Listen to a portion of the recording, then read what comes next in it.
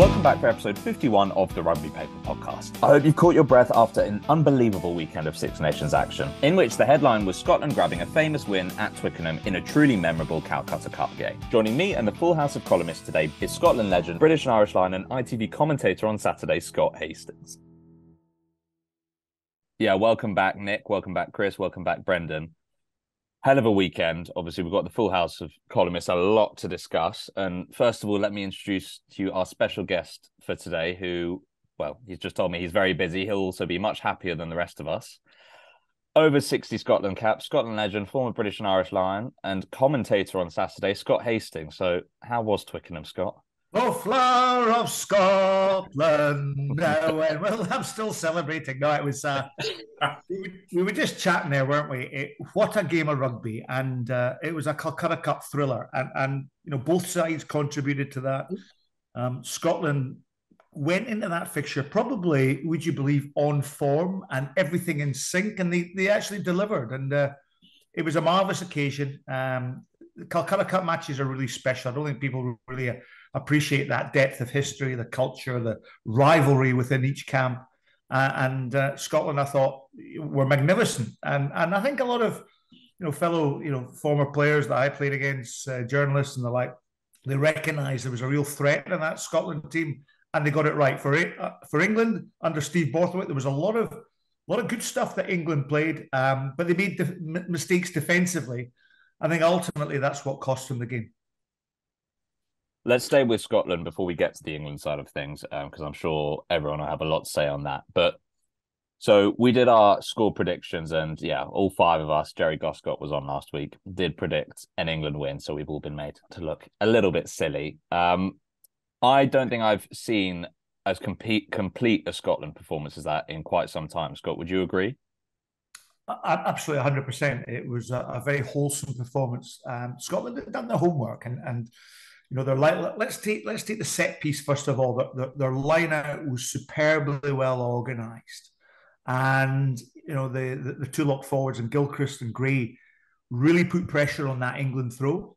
They were creative within their line out as well. Scotland threw a couple right to the back through George Turner. They were clever with their decision making. They were solid as a scrum unit, but also Gregor Townsend's selection was based on form. He went for combinations. He went for the axes at 9-10 with Nick White, who's doing really well for London Irish. Ben White, sorry, my apologies. Alongside Russell, who's obviously a great creative talent.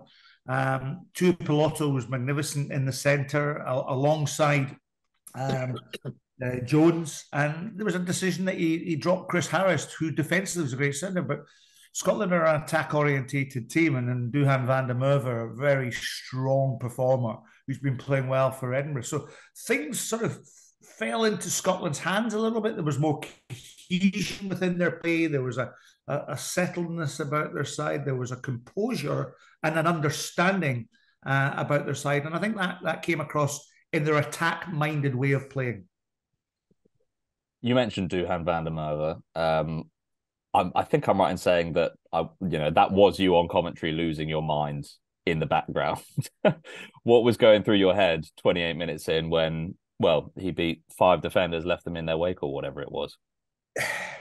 It was extraordinary because the vision we had from the commentary box that he took this ball, and the minute he beat Merchant, he was into the open parade, but his strength was extraordinary. The side steps that he had, and then to hand off Alex Dombrant on the way to the line just goes to show what a difficult fella he is putting down. But it was, again, I was trying to set the context of the depth of history within this fixture. We've seen some brilliant tries over the years. Remember there was an England fly half called Shaw who held the ball in two hands, who scored a wonderful try. Black and white television. Nick Cain and Brendan Gallagher will undoubtedly remember that try, because they were there. But it was just one of these great moments in sport when individual class and brilliance above everything else. And it was a marvellous moment. And Nick Mullins, my fellow commentator on ITV, he just got it absolutely right. He absolutely nailed it. He said it was one of the great Calcutta Cup tries, and we're never going to tire of, well, certainly as a Scotsman,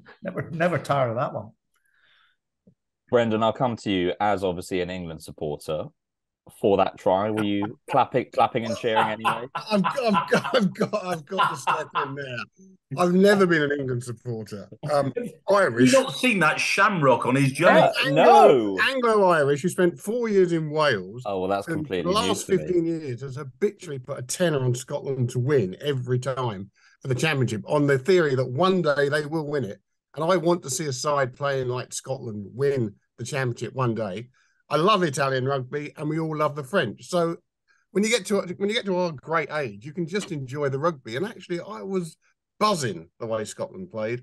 I loved it. I loved the match. It was a really, really good match, and it was exactly what the game of rugby needed. It all been getting a bit negative the last month or two. It was bloody brilliant, absolutely superb. And that try was the pièce de résistance, and I attempted a little sort of roll of honour the next morning in the paper. I make it equal with Richard Sharp's as the greatest ever Calcutta Cup try.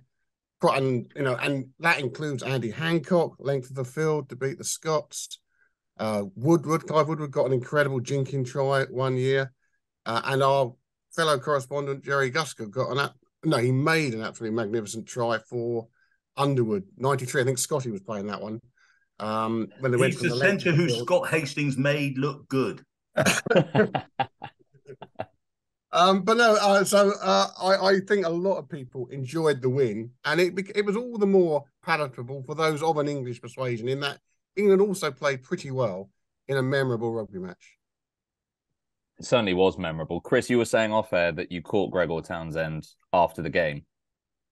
Yeah, I go back quite a long way with Gregor, and he divided some opinions as a player, that's for sure, and he's divided opinions as a coach, particularly in the Scotland role. I've always been a Townsend man. I thought he was one of the great unsung heroes of the '97 Lions tour. I think I was pleased for him, really pleased for him on Saturday. It was a bold selection, but they played with great clarity. As Scott says, a considerable amount of composure and understanding of what they were trying to do.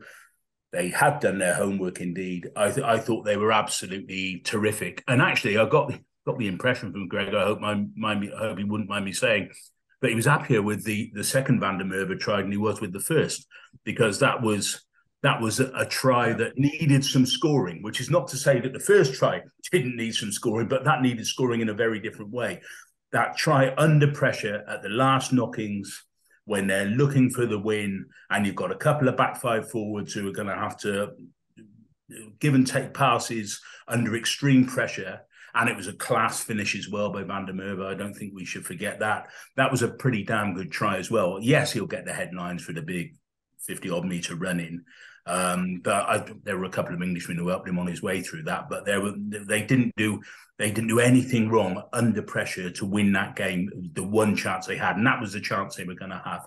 And I thought it was a terrific performance all round. And before we go any further, I may say, and Scott's already mentioned Tuipulotu, he was absolutely outstanding. And you know how bored I am with the Manu Tuilagi obsession in England, and it was hit full throttle again last week when he was left out. Tuipulotu did things as a 12 that Tuilagi never does. He passed beautifully. He created a try with a kick. That's not in Manu's skill set. Manu doesn't do that stuff. But he also can truck it up and get you over the line. Yes, he was put on his rear end by Freddie Stewart early in the game, but I thought he was absolutely terrific. And when you've got a 10 like Finn Russell and a 12 with that range, which means that Russell doesn't have to do 27 things all on his own every minute of the game, I think you're onto a bit of a winning combination. That's really interesting. That's really interesting, and obviously raises the sort of the Manu Smith-Farrell debate. Before we do that, I just want to mention, Chris, you mentioned that was Scotland's one chance and they took it. Now, I think I'm right in saying Scotland were in England's 22 for a total of 1 minute, 44 seconds in the game. And England were in Scotland's 22 for a total of 4 minutes, 44 seconds in the game. I think, Nick, what does that say about, the misfiring England attack versus Scotland, who, they have born finishers out wide? We saw that with Doohan, and they've obviously got they're playing the right notes in the middle. Before I start, I'd like to congratulate all the fair weather Englishmen for jumping ship. And listen, Scotland deserved their win.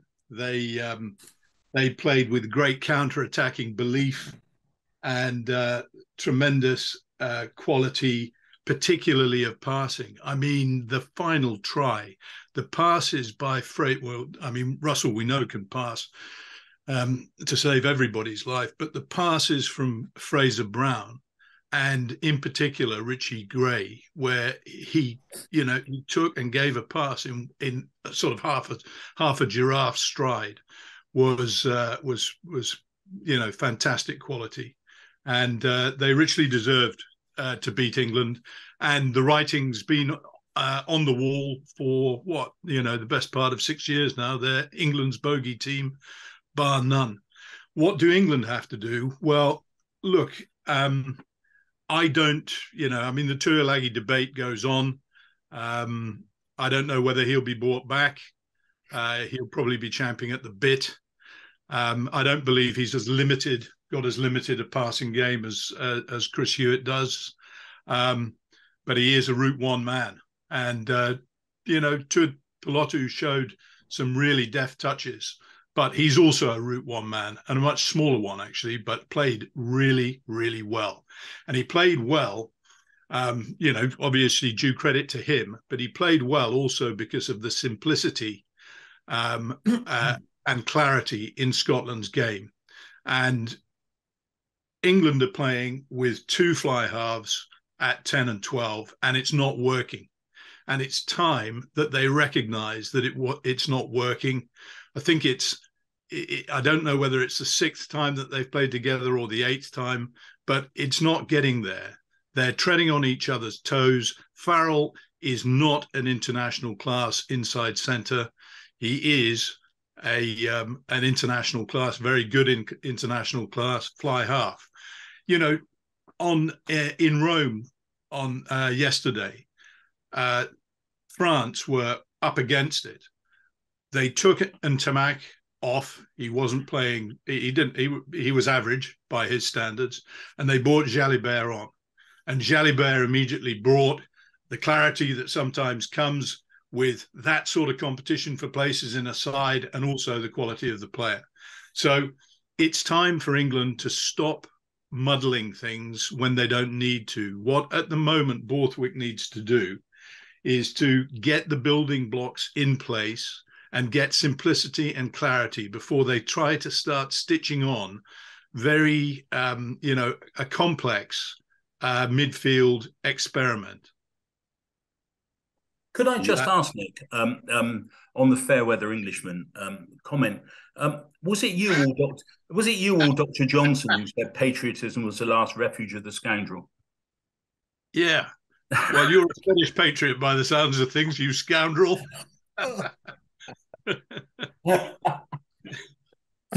Scott, did you know that you guys had only spent 1:44 in the opposition 22? I knew it had been limited.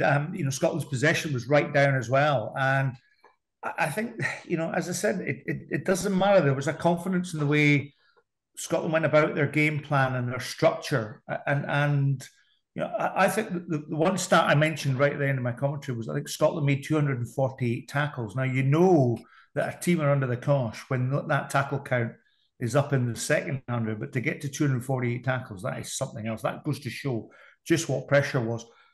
England's inability to control the ball. I've just watched the first half. I've still to go through the second half, but the first half, they coughed up 3 or 4 balls. But when England put Scotland under pressure, they came away with tries. They created the space because they sucked in so many Scottish defenders that they created the tries out wide for Malins, and it was effective, good, solid rugby, phase play rugby, pull back passes. Gent was involved with a lot of these. What I'm calling the pivot pass that we mentioned earlier on about Richie Gray, pulling that pass back. That's a skill set now that's come into the game. We're seeing prop forwards deliver the pivot pass, which is a pass that goes 3 or 4 yards backwards, which draws defences up and creates spaces on the wide outside channels. And those skill sets are really important, and the interplay between backs and forwards, because that's what you're trying to create in the game of rugby now. We're trying to create these mismatches, which is leading to the tries. World Rugby have stated they want to speed up the game, the referee speed up the game, and that's why we got a better game of Calcutta Cup rugby, yesterday. So let's not underestimate, England were good at times, but with Scotland's limited possession, I think you then break that down and go, right, where are the game breakers in that side? Well, you had them all across the paddock, didn't you? And whilst we laud Van der Merwe's first try, the second try was brilliant, but one name is never mentioned in that second try. And it was a certain fullback called Blair Kinghorn who came off the bench. He was magnificent because he brought the pace to that movement. He got on the outside flanks, which then allowed Scotland to exploit it with the wide passes, both down the left flank, then the right flank, which ended up with these lovely little pop passes in the centre as well, which led to Van der Merwe's try. So for me, just throwing this in as well, I didn't think Stuart Hogg had a great game, and I think a change in Scotland's back division might come with Blair Kinghorn is, for me, the heir apparent at number 15, but he's getting slotted all over the place with Edinburgh. Anyway, that's a side story we can maybe come back onto, but it was just, yes, Scotland didn't have many chances, and for many years, Scotland absorbed pressure, have fallen out of games, and then play catch-up rugby. But here was a team full of confidence. They got their attack structure right. And I think sport and momentum is absolutely crucial. And Scotland certainly had momentum. They had nothing to fear over the last few years. As Nick said, they become a bit of a bogey team for England. And so it proved at Twickenham on Saturday. You By the way, just a wee one as well. I was at the game 2 years ago, when I think there was only 45 people allowed into the stadium. And my brother and myself were going around a few of the hospitality lunches, just saying that it was about time the Scotland supporters were allowed to enjoy. So when Scotland win today, and they did, we were asking all the Scots supporters, because they didn't get a chance to celebrate 2 years before that. So it was a double celebration for Scotland, having won the last two visits to Twickenham. And it's a damn difficult place to go and win your rugby down there. Something I never did. I got a draw once upon a time, but never got to win. Well, wasn't that a very different match 2 years ago, though, Scott? Because that day, the Scottish pack absolutely beat England up. It was a totally different nature of victory. Yeah. But we got the same dilemma now. They went back the next round two, and they lost a match against Wales. They should have won easily. And this is, I suspect, what we're coming on to now. Yeah, and I think Scotland realised that, and its feet firmly on the ground, and surely, that they've got an opportunity. They've got an opportunity now. They have to be laser focused to deliver that, because that Murrayfield crowd now expects, and they'll respond. If Scotland play like that on Saturday against Wales, Murrayfield will be electric. And as well, that atmosphere counts for a lot. But Wales will have a bounce back at some point, but hopefully it's not on Saturday. You could tell, Scott, before the game, couldn't you? I mean, watching it on the TV, the glint in Finn Russell's eye. He was all smiles in that warm up, in those closing minutes before the match. And old Brian Ashton always used to say, "I like to watch my 10." And see his body language before the game, because you can tell a lot from that. It doesn't mean to say that all number 10s are jugglers and tricksters and magicians like Finn, but he just seemed to have the right body language about him. For all he's been through up and downs with Gregor and all the rest of it, he just seemed to have the glint in the eye on Saturday before kickoff, where you thought, this bloke's pretty confident in what's about to come. Yeah, and that comes from maturity, Chris. There's been games where Russell's got in that kind of arrogant, laissez-faire attitude, hasn't he? But over the years, he has crafted his game and understands that he can have an influence. And I think players, run off him. I think I'm glad to hear that he's resolved his issues with Gregor Townsend. And Gregor Townsend, remember, was a similar sort of player. He would throw the most ridiculous interception tries, do the most unbelievable thing. There was a great one in '95, the Toonie flip, which led to my brother scoring a try at Parc de France to win there from after many, many years. So Gregor would do the extraordinary. As Nick mentioned, that he was also pivotal in the '97 British Lions tour to South Africa. But what good players have is they have good players around them. And this time, Russell had good players and Tuipulotu around him, Jones on his outside. It took a little bit of the pressure, and the accuracy that Scotland had actually helped Russell deliver a game. Yeah. Would and everyone... White inside him, and White's becoming, White's looking increasingly like a quality scrum half. Yeah, we mentioned him last week, actually. Just going back to that glint in Finn Russell's eyes, it sort of reminded me of, we speak about that England semi-final against New Zealand back in 2019, that glint in Farrell's eyes as he was looking across at the Hackett. Does anyone remember that? Where you could just sort of tell that something was brewing, and Manu Tuolangi had something similar before he dismantled the All Blacks in 2012 as well. So I think that is always a good sign when a team takes the field in the confidence they have in those sorts of systems. On the flip side, I want to say something that bothered me slightly about England after the game, and I'm going to hope that one of you backs me up on this, but also, absolutely fine if you don't. But obviously the England players, they were smiling and waving after the game, joking around, and I know we say that they've played well, but you've also just lost your third Calcutta game in a row at the Fortress, and obviously Scotland beating England at Twickenham. It's now, not a regular thing, but very much it's not the folklore that it once was.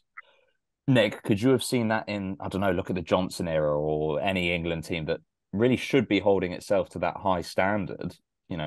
If you've just lost a game of that magnitude, walk around laughing and joking. Yeah, look, I have to say that I didn't notice that going on, but if it was going on, then it surprises me. Because I think that at that level, you're playing at the highest level. I think that any defeat, I'm not saying, you should walk around in sackcloth and ashes for the whole time, but you should want to know what you've got to do to put it right. And you should be pretty sober about what has happened. There was a game that was there, even given England's sort of awkwardness in certain areas, I still don't think that their scrum is up to quality. You've got two very good ball playing props, but they didn't make any real impact on the Scottish scrum until Cole came on and managed to get a little bit of weight on. I don't think that it's the right look personally, but it's what floats your boat. I mean, Finn Russell's been accused of that sort of attitude, after games as well. And some players, motivate themselves in different ways. But yeah, look, I sort of get a sense there was something during the week where a Southern Hemisphere prop described scrummaging against England. He's anonymous, incidentally. Described scrummaging against England as like scrummaging against soft pillows. So, they do have to look at themselves, and they do have to look at the standards that they set themselves. One thing that struck me as well was, and I noticed that Gregor Townsend talks about it afterwards, where he said, in one of the post-match interview clips, that he thought that Scotland had more energy in the close, in the final quarter. In fact, for most of the second half, I think, and they look very fit. I noticed that they look like a very fit side. They look fitter than they have done previously, and England looked to me to be. I'm not suggesting that they're a bunch of unfit wasters by any stretch of the imagination. They're international rugby players and they are fit, but I don't think that they've got the same level of fitness as some of the other teams out there at the moment. A lot of that's to do with emotional charge, isn't it? A lot of that is to do. I mean, it's not stuff. I don't think that's stuff you can measure. But going back to that initial point of the aftermatch, I mean, there's a precedent for that, quite a famous one, when Martin Johnson was playing, and that was in '97 when England lost to the All Blacks at Old Trafford and did a lap of honour. Yeah. Because on the basis, I think that everyone thought they were going to get completely minced, and it wasn't quite as bad as everyone thought. I think Martin might even have been captain. I don't Wasn't that know because they whether wanted to fly the flag up north at Old Trafford and Well, something to do with the it may well have been to Brent, the north, but yeah, it was a bit odd. It was a bit odd at the time, I thought. Yeah, I mean, I think that was more gratuitous than this one, probably.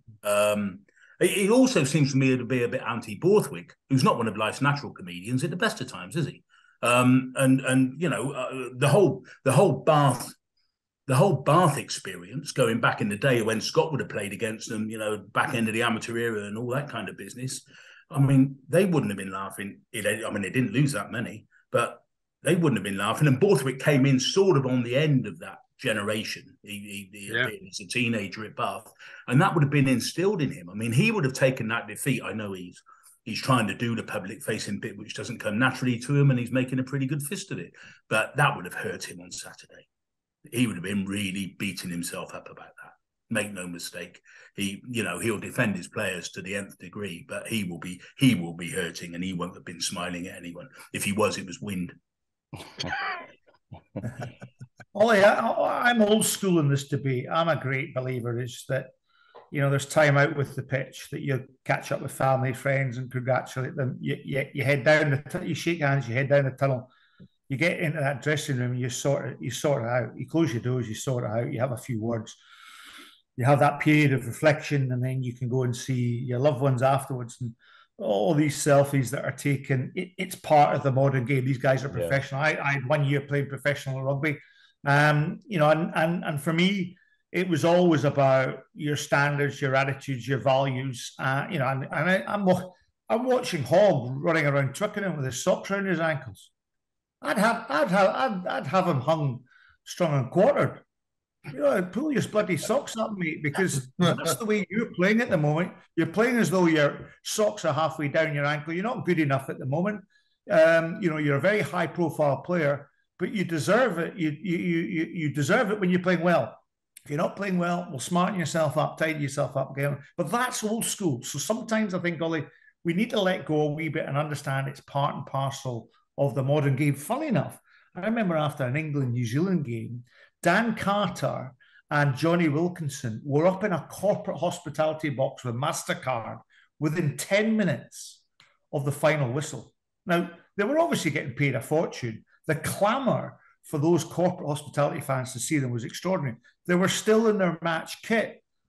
I would ban all of that. I really would. I'd ban all of that. You know, you're not allowed out with the dressing room until an hour after the end of the game, because that's what I was brought into, used to, and those were kind of the traditions you kind of had. You just didn't leave the changing room for anything. And it's the modern game. That's where it is. I think we'll just leave it at that. So, Scott, could I ask you on that MasterCard occasion, Wilkinson and Carter, which was the Morecambe and which was the Wise? It wasn't so much about that. It was all about how much they were getting paid. I think that was the big chat. They'll be a fortune. Unlimited MasterCard points as well.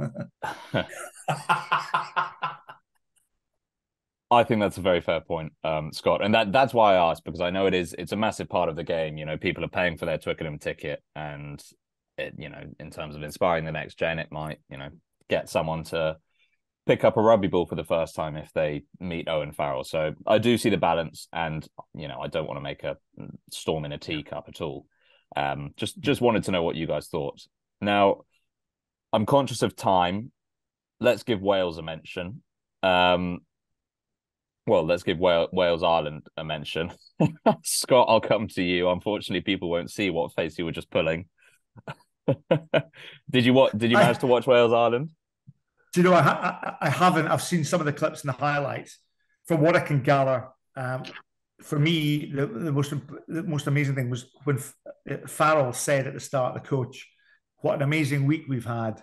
That's the best preparation that we've had." And I went, "Whoa, that's some statement from the number one team and the number one coach of that number one team in the world." And blow me, they went out and absolutely, you know, blew Wales away from what I can understand in that first half. And with Wales being put to the sword, it was catch-up time for Wales. But by half-time, that game was over, wasn't it? Yeah, it was well and truly gone. Yeah. I'm really glad I tipped Wales to win. we'll get to that in a second. Yeah. Thanks ever so. I don't know They if were you're terrible. thanking. I mean, their first 20 minutes were terrible. I mean, the soft penalties they gave, penalty after penalty after penalty for no particular reason. I mean, Ireland were very precise. We've come to expect that from them, haven't we? I mean, we talk about the Scots understanding their game. No one in World Rugby understands their game at the moment better than Ireland, probably. I mean, they know exactly what they're doing under, wherever they are in the pitch, pretty much under all circumstances. But heaven forfend, they didn't have to do very much actually to open up a match-winning lead early. And Wales, as well as committing the sins that they committed, without the ball, they butchered their chances as well. And and there was a 14-pointer in it, we may have, with an interception that Wales would have run in had the pass been anything like accurate. So when Gatland said afterwards, I wasn't that disappointed with the way we played, I think he was referring to the final hour of the game. But he would have been absolutely roaring at the first 20 minutes, I would think, and quite rightly so. It was a shocker. Well, it's a 20 minutes that could kill an entire tournament for the team, because obviously, especially in the context that Wales are in, you have this Gatland is back dynamic, hosting Ireland in Cardiff. Stadium's going to be absolutely roaring now that Gats is back, the old guard's back, potentially, recalling the Wales greats, and then the first 20 minutes kills all of that momentum completely. Total passion killer. The most impressive thing there, guys, is I started to get a few alarm bells on. I think it was Thursday. Was it Tad Furlong withdrew? Then on the morning, Jamison Gibson Park cries off, and I'm thinking, well, they're two of the three most important players for Ireland in my book. This could be a bit closer than I thought. I mean, we did tip an Ireland win, apart from Chris, but I thought they were absolutely they didn't bat an eyelid. And in fact, Farrell, when he came in for the pre-match interview, it's the only time I've ever heard a coach say that, this is a great opportunity for us, and mean it. Normally, when they've had two star players cry off before the match, they're putting on a front. But he actually meant it. And they went out there and just absolutely bossed it the first 20 minutes. I thought, this is a seriously together squad that can no hiccups, just moved on, did the business.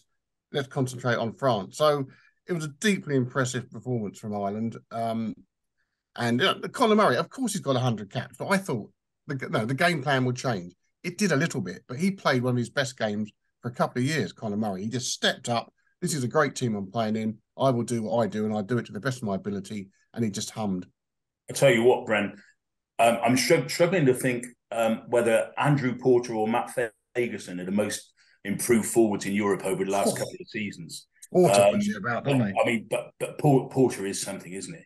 I mean, that's been Farrell's great call there's a call at number 9, of course, but it's a hell of a call to take a second string tight head, which is what he was, and say, this bloke is important to us and I need him in the side, and I'm going to stick him on the other side of the front row, and I'm going to let him cut his teeth there. And he'd be in any conversation at the moment as the world's best loose head. He'd be in the conversation for sure. Yeah. And around the pitch. He's as good around the pitch as he is scrummager. He's a fantastic player. Terrific. Yeah. Nick, I know you're one of the first to sing Andrew Porter's praises. Yes. Yeah. Listen, I mean, I think there's always been that switch hitting element about him, that he could, he's played both sides of the scrum, I think, as a developmental phase. But yeah, I mean, he's a force of nature. And if he gets a sniff anywhere near the line, he's as good as it gets when it comes to over the line. They just had too much for Wales in every way, in every department. I'm intrigued by what comes next. Obviously, I don't know when we'll talk about that. I mean, they had Wales on the rack because Wales were playing catch up, and it was always too big a gap. So they never really had the belief that they could, that they could get into the game. And I see that the talk there is now that, Gatland has to move the old guard out and bring in new blood all over the team. And that's going to make them initially, they might get a bounce back from it, but it also has potential to make you pretty vulnerable as well. And World I think Cup makes that if they difference. do that going up to Murrayfield, they could be in trouble. So, yeah, I think, but I do think that rather has happened last season.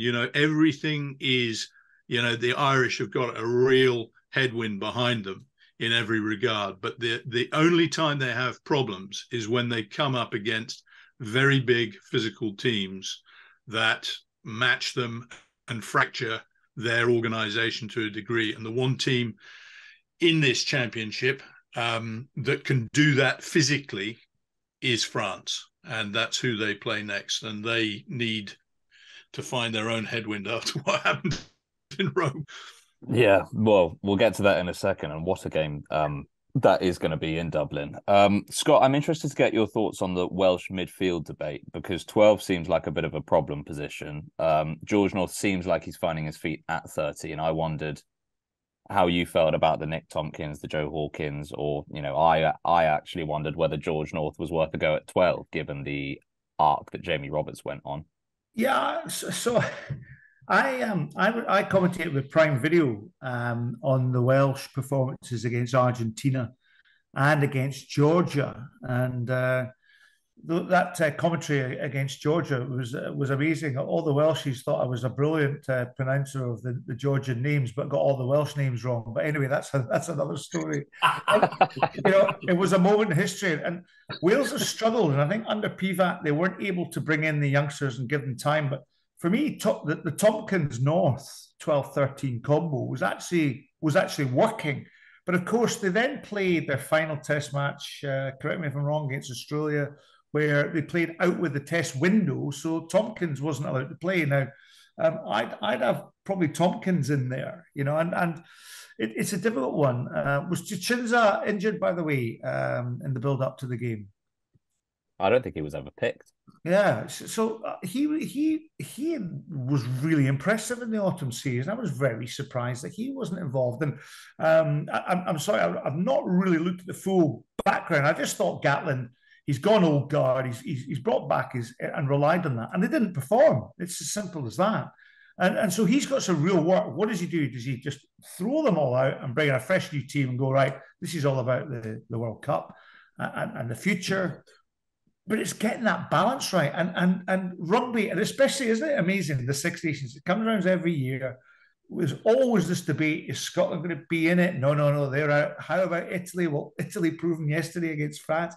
And it's such a magic conversation. Here we are talking about different teams, different combinations, what's happening. And it happens every single year. And it's brilliant because the game is doing the talking, not the challenges within the game and beyond the game, and the backstory. But we're talking about what actually happened at the weekend and what's going to happen this weekend. And that's exciting for rugby fans. Sport is about debate. That's what we're on this podcast about. And it's fascinating.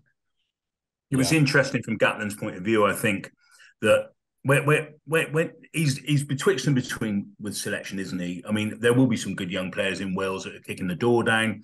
There's one or two of them in the side, but the World Cup's close. I mean, if you're going to perform radical surgery on the side, you're almost saying that the World Cup is going to be what it is. So he's gone for some real experience, and it's the very experienced players that you assume are going to give you most of what you expect.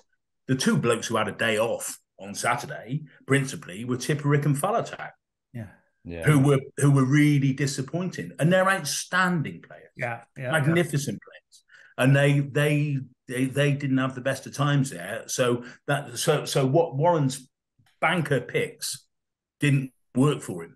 It was a couple of the kids who sort of fronted up and had a bit of a go. Jack Morgan got a little bit of wind in his sails partway through the game, and there we saw a little bit from one or two others.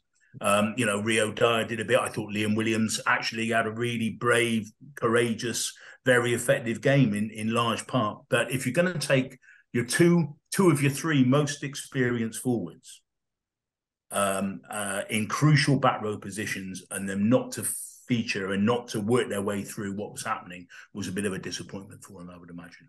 And then do you drop Fallatal after the one poor match of his career?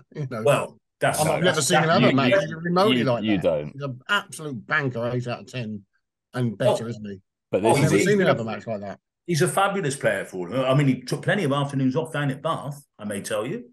But it was, but in a Wales shirt, in a test shirt, you just it doesn't happen, does it? Absolutely terrific. Even when you don't expect him to be terrific because he's been injured for 6 months, he comes back and plays a house down. What he didn't do was play the house down on Saturday. No, he didn't. And with Tipperick having a rough one as well, that left him in a bit of a pickle. I would be shocked if Faletau didn't start against Scotland. I think Tipperick would be the more likely to drop out. But I think you're right. That's the incompatibility as well, is if you look at, we've spoken about the personnel issues Wales have. And I think the one generation of hope, or the one unit where there is a generation of hope, is the back row. At the moment, you've got Jack Morgan, you've got Tommy Rafael, Shunza, who we just mentioned. He makes a pretty good 7 as well. How much longer do you stick with a guy like Justin Tipperick? I don't know. Well, I would suggest at least one more match. I think they'll mainly get a green light and go again at Scotland, prove yourselves again. But if it goes badly wrong, then I think there might be some serious changes. A reshuffle, yeah. It'll be very interesting to compare the Wales starting team that we just saw to the 5th game Wales starting team, because they could be wildly different. Okay, would we like to hear about the Predictions League? If you must. So, Scott, I should say that you're playing on a team with basically every special guest we have. So you had Gus Scott last week, and he got you off to a very good start, actually. He deserves a shout out because his Ireland-Wales prediction was the closest we've ever had. He predicted 36-10, and it was obviously 34-10. So it's a damn good effort. So special guest is in the lead with 15 points. Myself and Brendan are second, 1 point behind on 14. Nick's on third, in third/4th on 13. And Chris, I think you deserve your own shout out because you get your own turkey, first turkey ever by a columnist. And by that I mean you didn't get the result right, and the scores were so far away that you didn't get any points. Proximity as well. Is there much more of this? I would like to remind you that in the autumn, Gallagher had Wales beating the All Blacks, and Hewett had Georgia beating Wales. I just run that past. No, it's a fair comment. That is fair. And apparently those don't count towards this ridiculous competition. Well, they don't count to the Six Nations one. It is a fair comment and a needed one because we haven't. I'm not sure your credibility is on much stable ground with that prediction. But interestingly, so we've had one turkey before. We had one last year, and it was a special guest. Would anyone like to know who produced such a prediction? It was for the Wales-Italy game. It was a certain Gavin Hastings.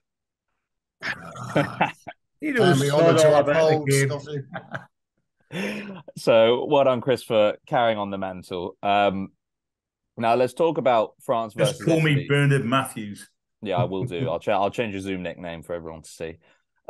Let's talk about France-Italy in the context of France-Ireland as well. Now, I've said a couple of times on this podcast, well, certainly in reflection on the autumn, that I think there are a couple of chinks in this French armoury, and I think they can potentially lose their heads. Scott, would you say that the French are going into Dublin undoubted second favourites? On Saturday, or last weekend's result, of course, absolutely. I've got Ireland down to win by 23-17, so it's a close one. That's my prediction. But Ireland undoubtedly at home are difficult nut to crack, and I just sense that France weren't at their best, certainly, and we know about Italy's improvement. And when players are off form and they bring that form into an international team, I think you do get exposed. And we talked about Antomac there, and he undoubtedly hasn't been playing well. So for that, that affects the rest of the team. That affects his decision making. It affects his kicking, his game planning, everything like that. If he doesn't execute, and of course, you got the shepherd's crook, and Jamini came on. Jamini for me is one of the most exciting players around. I'd have him in my starting lineup every time. So, but just the whole attitude of the French seemed to be just off colour, and I'm sure they'll get an absolute grilling from Fabien Galtier, and they will bounce back. Hence the reason I'm expecting a far closer game in Dublin. And I expect them to improve, but I also expect Ireland just to be solid. They might be one more score better than my prediction, but ultimately, I think it's going to be a home win. Nick, I'm going to come to you. You are the only one out of the five of us who's predicted a France win. Do you stand by that off the basis of the weekend? Yeah, I got to back myself all the way on this. I do think that I think that the French have got the ability. The last time, I think I'm right in saying the last time they went to Dublin, they won. It was a very close game, and I think that they won. So I also think that in Paris last year, they were deserved winners. And so they know that they don't go in with any sense of trepidation, I don't think, regarding, I think that they'll have nerves all right, but I don't think there'll be trepidation. They know that they can beat Ireland. And I think that, whether Ntamak gets picked to start again, Jalibert is, he does bring something extra. And what was interesting was that in Rome, they were really rattled. They conceded 18 penalties. So they got on the wrong side of the referee, Matt Carley, and they paid the price for it. But when the game was in the balance and Galtier made his replacements and brought Jalibert on, they actually steadied, and so they didn't panic. They didn't, they didn't do what France, can do in those circumstances, certainly historically, and sink themselves. So I think that they'll learn from it. I think listening to Sean Edwards afterwards, I'm sure that today will have been a pretty uncomfortable review in every respect. And I think that they'll. I think that they've obviously got the capability to trouble Ireland, but they have to sort of fracture that organisation and clarity that Ireland play with. Last time, I mean, it's weird to say, when you talk about missing a winger at the breakdown, but Gabin Villiers last season was absolutely brilliant on the counter-ruck. They showed a little bit of it against Italy, but the Italian forwards were played with such intensity and such togetherness that they really shook France. And I think that, in many ways, you would say it's probably the ideal preparation for Dublin. Do we know what the time frame is with Villiers' injury? He pulled up in training, didn't he? Yeah. I don't think this is the injury that kept him out for God knows how long.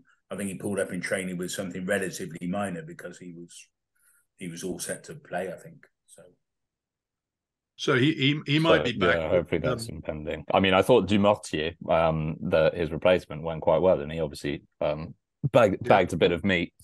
But yeah, I remember this was obviously our second ever episode this time last year, and we were having this discussion about Ireland, France, and previewed. I think Brendan, you sold it that it was going to be an absolute cracker, and well, you were right. It ended up being in the discussion for game of the year in our review back end of 2022.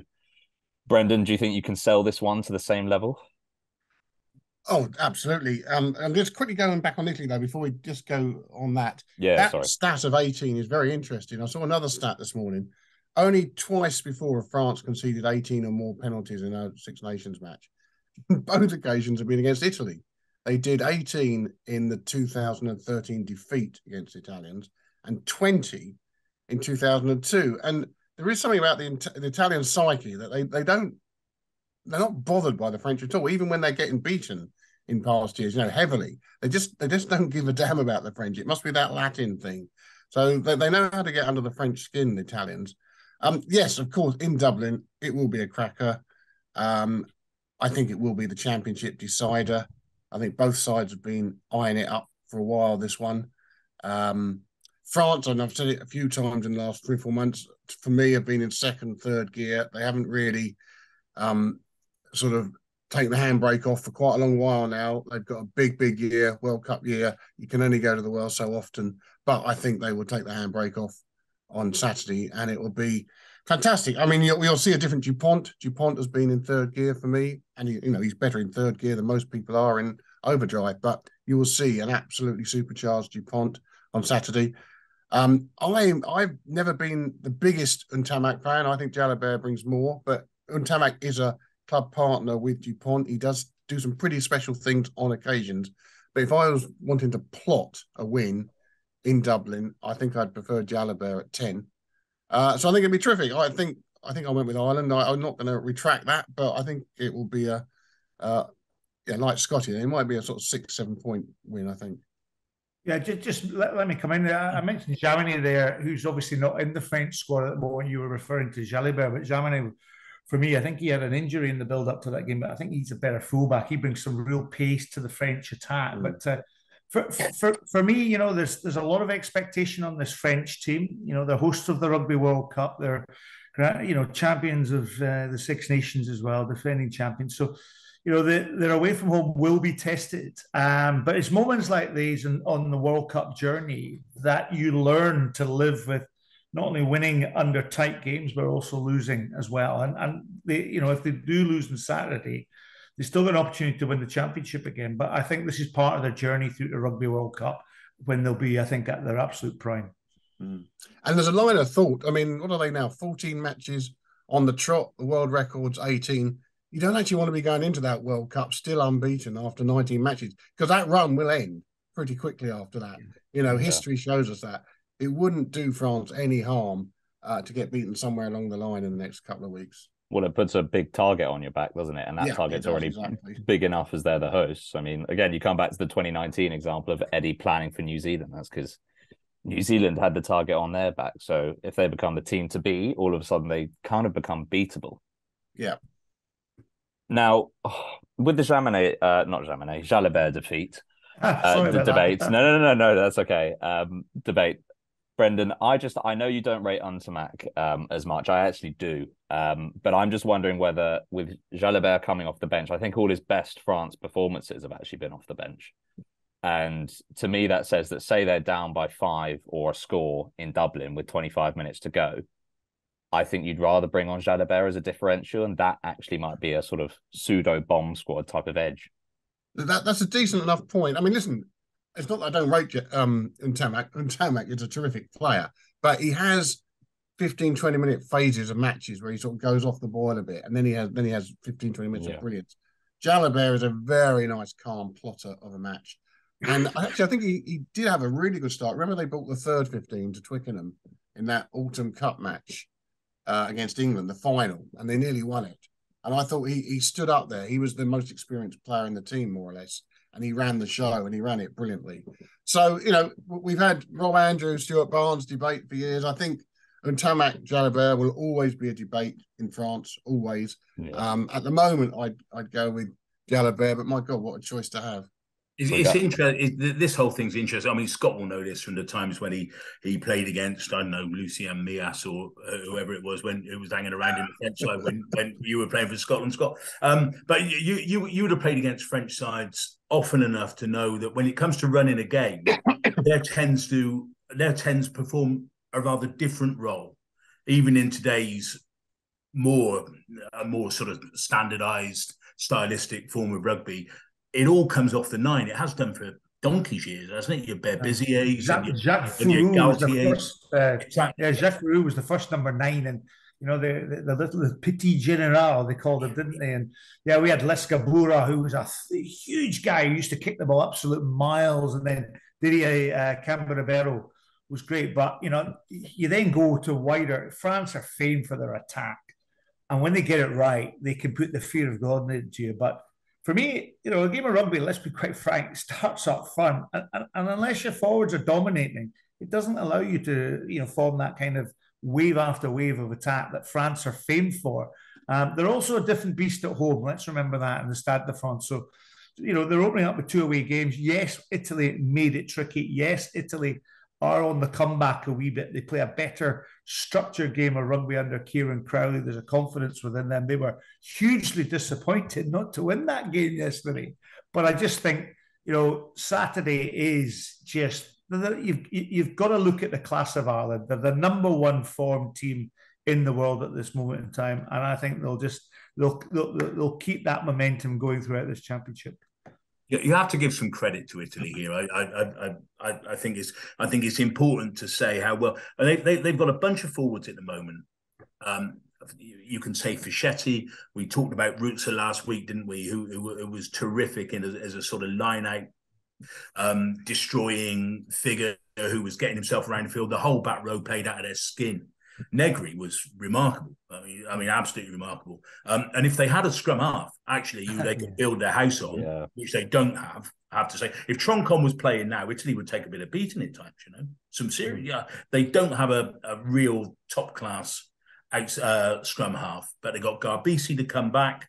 They've got some gas and some je ne sais pas on the je ne sais quoi, I should say, on the back three.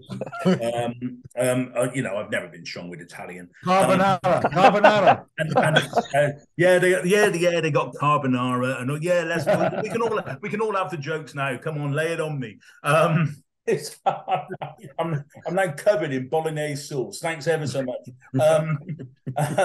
But no, I mean, they do have a lot to work with. I wish they had a top-class nine, a really top-class nine. I don't think it's there. But they played really, really well yesterday. And that pack of theirs, from where they were in the game relatively early on, I thought they were tremendous. Tremendous. And they have the capacity, if England aren't on it at the weekend, they have the capacity to give them some trouble up front. And that will be very interesting to see how the game unfolds then. Well, that's exactly what I was coming on to is I think that's an Italy pack that could potentially outmatch England for physicality. Nick, do you agree? Yeah, I think England have to be really on their mettle. I thought that the number 8 Carbone was very, very good. Lamaro doesn't give an inch and doesn't give a damn attitude who he's playing against. I really like the outside centre, Brex, who made yardage every time against the French midfield. I think that they're connected. The pack is very, very well organized and it's very connected and it's physical.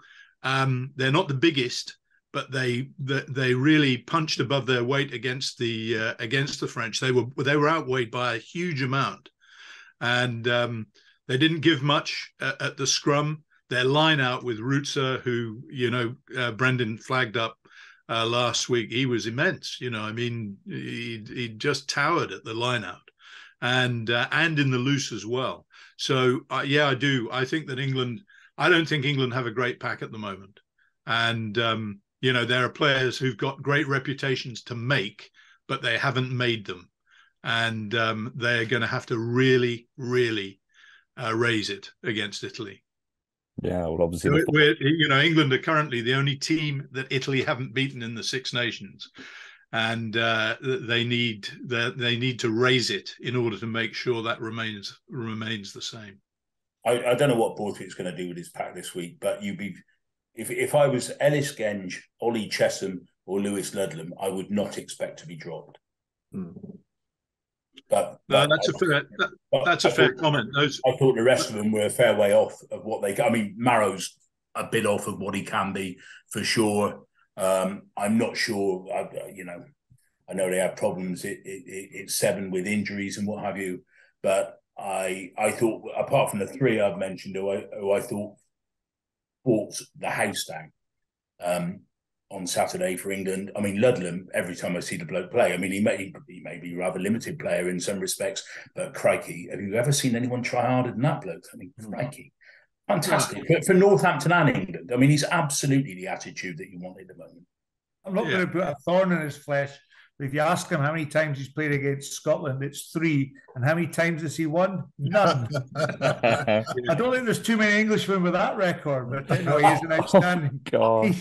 He's a great player. He really is. I watched him play for Northampton Saints. He's a real leader there, isn't he? But again, gentlemen, the game is about blends, and England haven't got their blend right at this moment in time. And maybe it's too early to criticise Steve Borthwick. He's only had a short time, but the one thing, Ollie, we've not discussed is that 10-12 link between Farrell. There's got to be a decision made there. And if Borthwick wants to win a game on Saturday, he has to pick Farrell at 10 and to orchestrate, or he moves Farrell out of his squad and allows Ollie Smith to play a game and let him play right the way through the World Cup.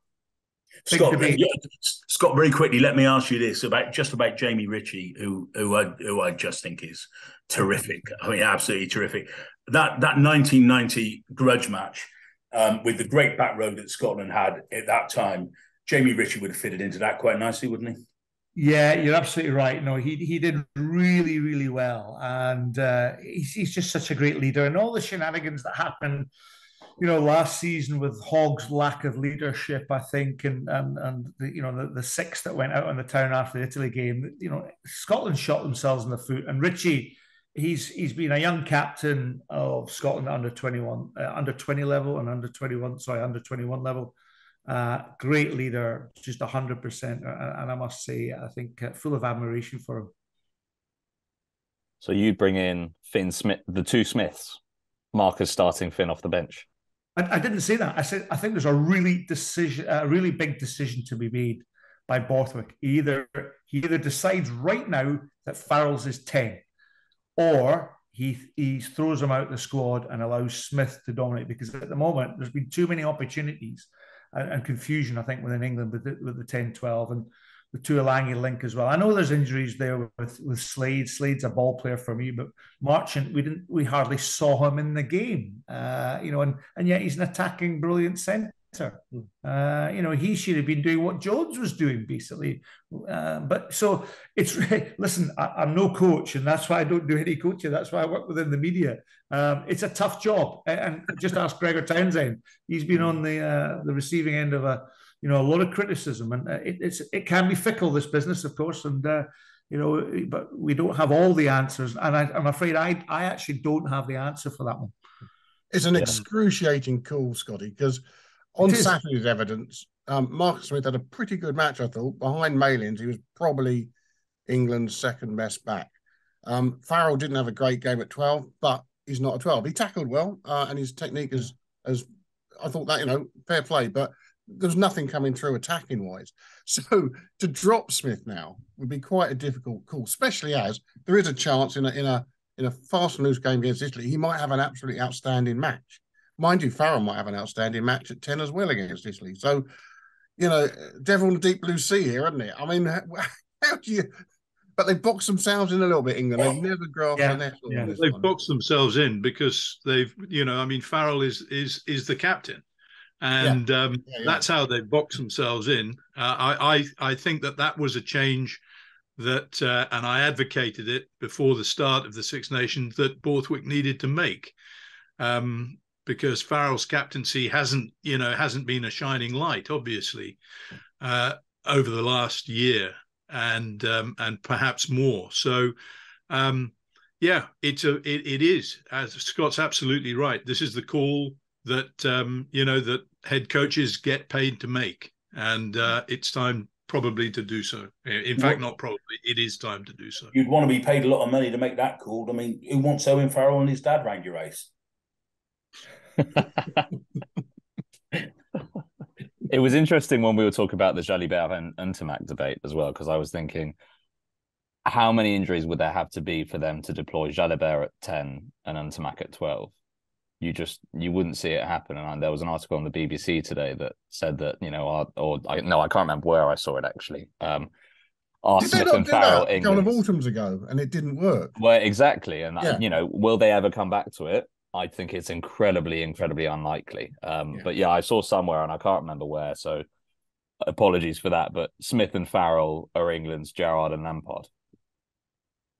Great players in their own right, operate better not together. And I don't know, maybe that's the case. I felt a bit bad for Joe Marchant because he's obviously used to playing in a back line that has a big truck at up 12. And that, very much facilitates the way he operates. And I think that's the way England have got to proceed. The issue with putting Farrell on the bench, if you ever did, is I think he'd only ever come on at 12. I don't think you'd see him come on at 10. I don't think that there's a country that, certainly at the moment, complicates selection more than England. I think England make big selection errors with regularity. So, who plays 12 then? How many times have I asked that question on this podcast? The point here, the basic point, the fundamental point, I suppose, for the last coach and the current one, is there's a whole chunks of Owen Farrell's game and attitude, etc., etc., etc., his goal kicking, his defensive abilities, his aggression that most coaches would want. They don't particularly want to lose that stuff. But so how do you get around that conundrum? I don't know. Do his attributes outweigh his disadvantages? Well, look, I mean, in the first instance, you get around the conundrum by picking him at 10, because that's the position where he plays and where he's been playing well this season. So if you're convinced that he is the form 10, Smith has been out for a while. He did play well, certainly in stretches against Scotland. But if your conviction is that he's your captain and he's also your 10, then that's what you do. You pick him at 10. Did you think it was the same story when the 10-12 axis was Ford and Farrell? Yes, I did. You did? Yeah, I did. But these guys got on to a World Cup final. Yeah, they did. And they lost it pretty and they lost it. Yeah, but you can't. I mean, I can't remember George Ford playing tight head that day. Yeah. Well, look, I mean, I mean, the reality Although Dan Cole was the same height at the end of the game. Yeah. The reality is that England had a good run.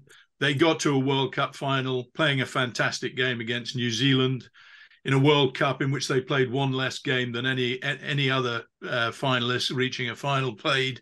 So they had about a 2-week build-up to the game against New Zealand. So, look, I was never totally convinced. They're both very good players in their own right. They're both very good footballers, great distribution skills, and sometimes it worked. But when they came up against the best teams, it didn't. And that's my issue. So I think that clarity is what they need. If Borthwick believes that Farrell is the man for 10 at the moment, then he puts him there and he puts Smith on the bench. And when Farrell falters, or if he falters, or if he needs, somebody to come on and lift the game in the last 20 or whatever else, that's the way they go. It's a rivalry between those two. And the idea of always shoehorning them into the side just makes absolutely no sense to me. I mean, it is a fact that Eddie Jones felt that Farrell was a better 12 than he was a 10. I mean, I had that conversation with him more than once. Yeah, well, that was his view. If I knew better than Eddie, I'm sure I'd be earning his money. Yeah, well, Mark McCall disagreed, and they've been pretty successful. Saracens were pretty successful with Farrell at 10, Barrett at 12, 3 European Cups, etc. So, I mean, you can beg to differ with Jones, certainly, Yeah. And I would argue from the Smith point of view, a decent percentage of his best England performances have come off the bench. And so, yeah, him running at a tight defence, we said on the episode with Lewis Moody a few weeks ago that, him running off the bench at a tight defence would certainly be a goer. Now, Scott, I'm conscious of time. I know you need to get going soon. We're not going to do the random rugby. I just think there's too much to talk about. Yeah, okay, that's fine. With the random rugby 15. Sorry, I made that call in my head when I realised, we were just going to keep talking and talking. To know his favourite gym exercise. You can ask him in your own time, sure. Gin exercise. Gin exercise.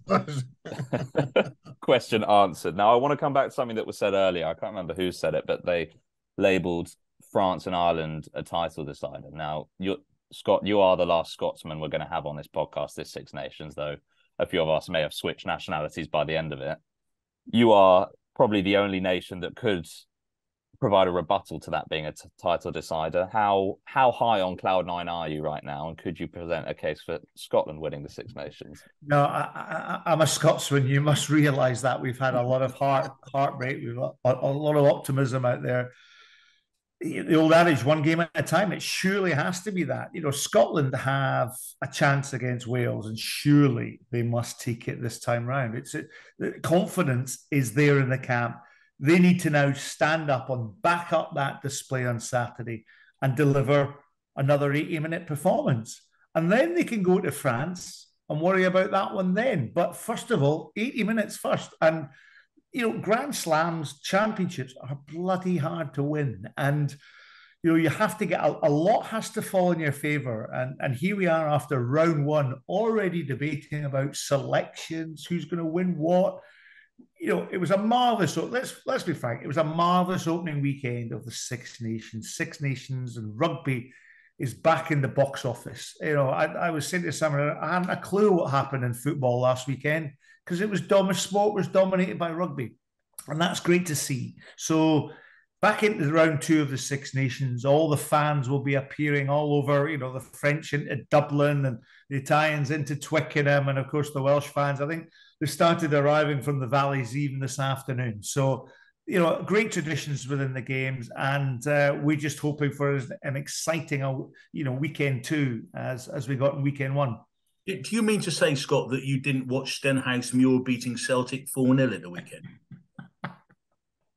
Brilliant.